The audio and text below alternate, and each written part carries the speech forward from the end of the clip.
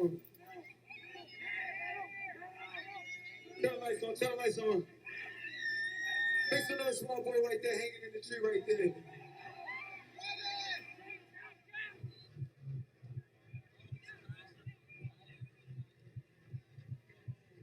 If that's okay with you, real quick. So let's do it.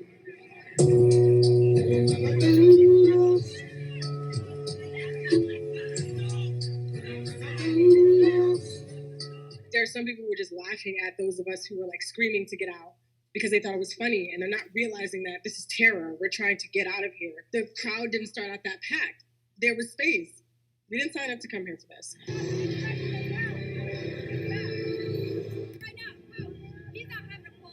I was seeing two bodies laying down right behind me, and the whole time I was just thinking that they were passed out.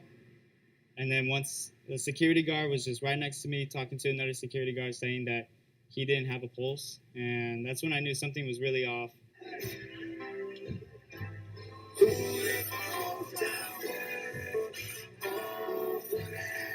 Hold on, don't touch it, don't touch it. Security, somebody help jump in real quick. Keep going, just keep this way. Somebody jump in, come on, come on.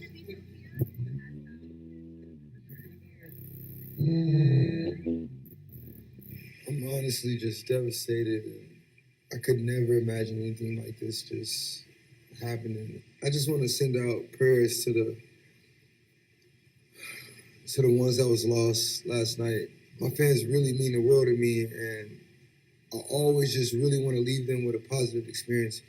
And anytime I can make out, anything that's going on, I just stop the show and, help them get the help they need,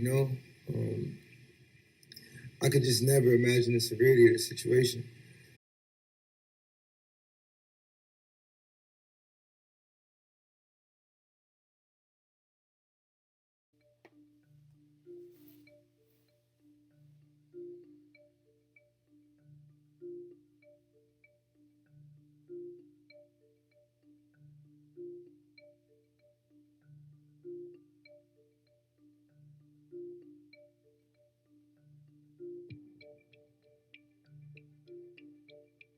Well, I think that when you look at Travis Scott having pled guilty to reckless conduct charges, you look at Travis Scott was arrested again in 2017, encouraging fans in Arkansas to bypass security.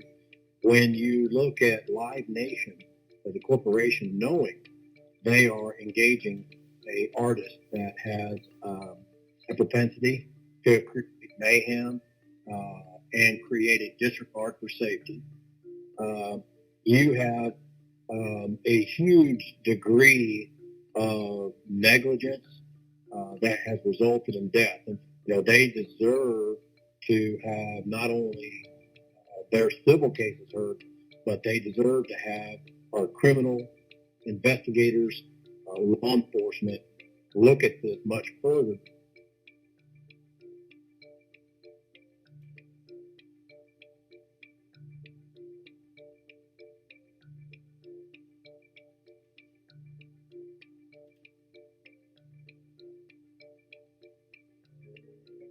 Criminal is completely different. The criminal standard is beyond a reasonable doubt, and it's a criminal standard as opposed to a civil standard, which is what we call a preponderance of the evidence.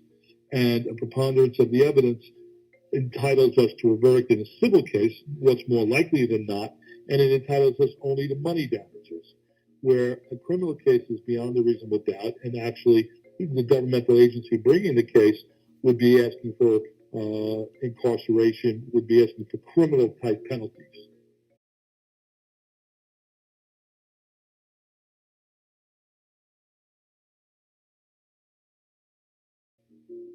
In terms of dealing at similar events, the reality of it all is that there haven't been similar events in the past in New York where there's been a big concert and an entertainer calling for lawlessness and people jumping and people raging because the entertainer is calling for that. So I can't say I've had a past Travis Scott-like case.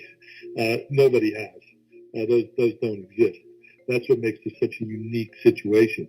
Although clearly the venue and the artist are responsible, just as they would be under general negligence principles of providing a safe place for people to come, view, watch, and enjoy the show. I think that the public and everyone who likes to go to concerts, I think this case, this situation on Friday is one where it's going to behoove everyone to second guess what security is in place, what plans are in place, and I think it will behoove everyone to make sure that there are stricter controls over one who can perform on stage, especially if you've already had a bad record. Two, what kind of private company is going to want to contract with performers that they know are dangerous, that have a known history of being dangerous and inciting crowds. And I think that there has to be a better protocol in place to protect the public. So I hope that's something that the public learns, and I hope that all these institutions associated with live performances take this to heart and begin to have these changes immediately.